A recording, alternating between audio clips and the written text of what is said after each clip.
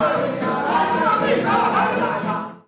our next dish that I'm going to show you, a very simple way of cooking pisha in a nice caper sauce. Pisha is basically a swordfish, which is a delicacy in Malta.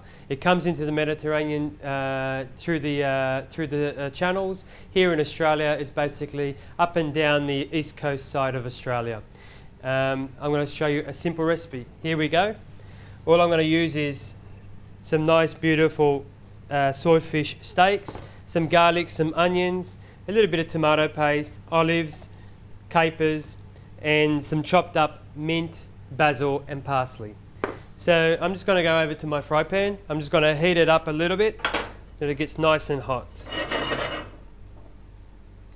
And what I use in my fry pan, it's what they call a griddle.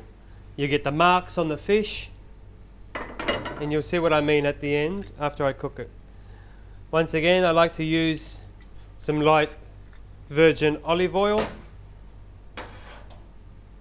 I'll just give that a second to heat up.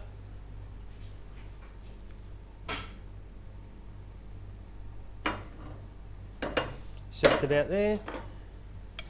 And what we'll do, we'll just place the fish on top of it.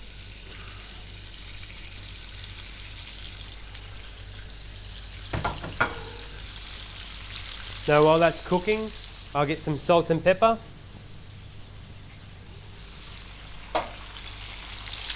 Always remember the salt and pepper of your food to taste. We'll add a little bit of oil.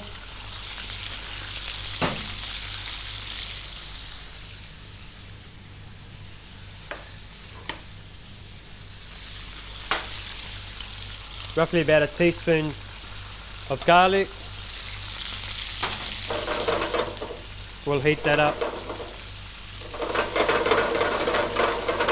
And see, when you heat the garlic, straight away it starts to break up and you start to get that beautiful smell. Add the onions, chopped up.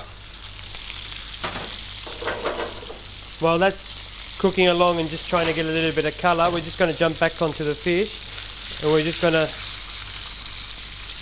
turn it around slightly, and you'll see what I mean after by just turning it.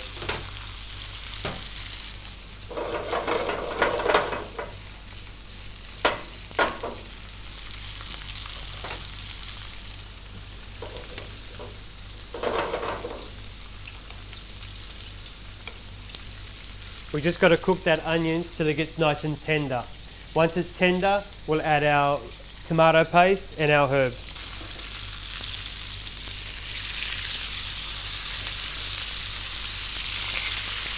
See on the fish how it's starting to get those nice beautiful lines, and that's by using a griddle pan.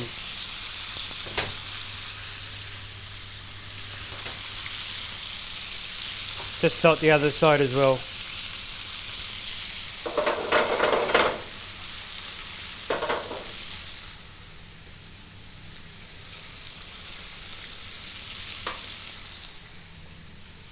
Just chop, we'll add our chopped mint, basil and parsley. We'll add our tomato paste.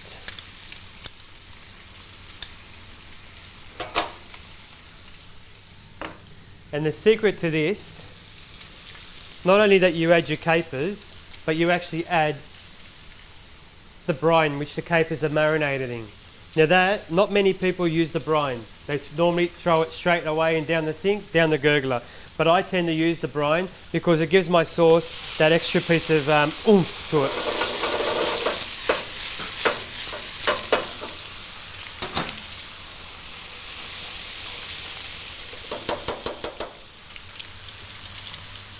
And what I also add is a little bit of water, not too much.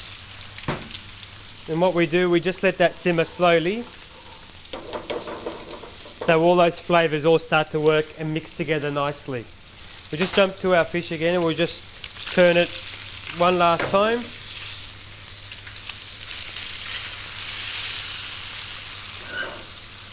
And that fish will probably be ready within minutes. The whole process of this fish, or pisha or swordfish, whatever you want to call it, is basically no longer than 10 minutes. Very, very quick.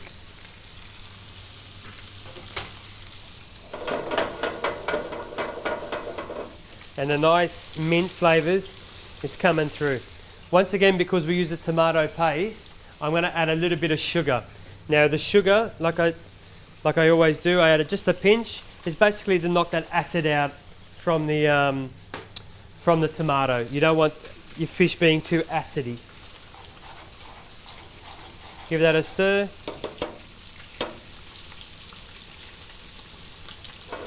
It's just about ready. We'll switch our fish off.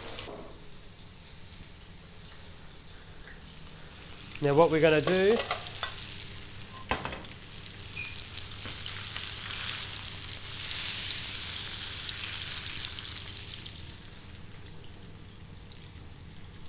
put our fish on the top. Look at those two nice pieces of swordfish. And do you notice the sauce, how nice and thick it is? And you can start to smell those flavours coming through. And with this sauce, we're basically just pouring it over the top. Now this sauce is such a famous sauce, you know, and very very hard to find anyone else unless you see somebody that's from the local village of either from Gozo or Malta. It's the only way that you would find this sauce. You would not find it in any restaurant or any hotel anywhere on the island of Malta or Gozo, but in the local villages down in Gozo or Malta. Now with that, what I tend to do is I serve a few olives around the plate, and also a nice wedge of fish, of lemon, and a nice sprig of parsley.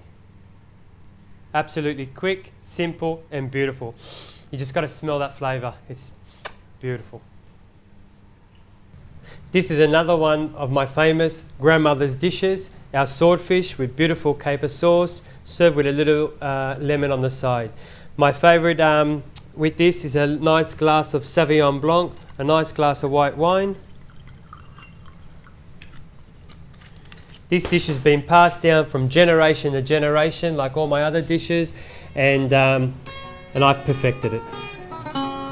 Just take a little bit of that. We'll give it a taste test. Simply divine.